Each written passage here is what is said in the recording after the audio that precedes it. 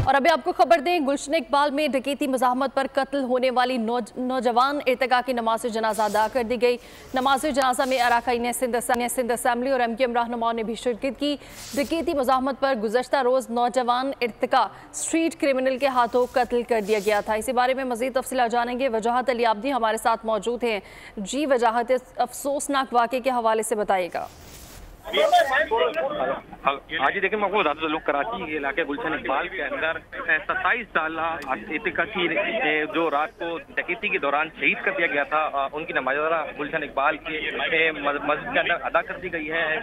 नमाज अदा के अंदर MKM के अपोजिशन लीडर और अरकान सिंध ने बड़ी तादाद में शिरकत की है और इस वक्त MKM के अपोजिशन लीडर अली खुशी भी प्रेस कॉन्फ्रेंस कर रहे हैं और बता रहे हैं कि कराची के अंदर 71 के करीब रवा साल नौजवानों को शहीद कर दिया गया था, जिसके ऊपर से कोई भी अभी तक कोई कार्रवाई नहीं की गई। कराची के शहरियों को बेदर्दी के साथ मारा जा रहा है। जी ठीक है वजाहत आब्दी, बहुत शुक्रिया।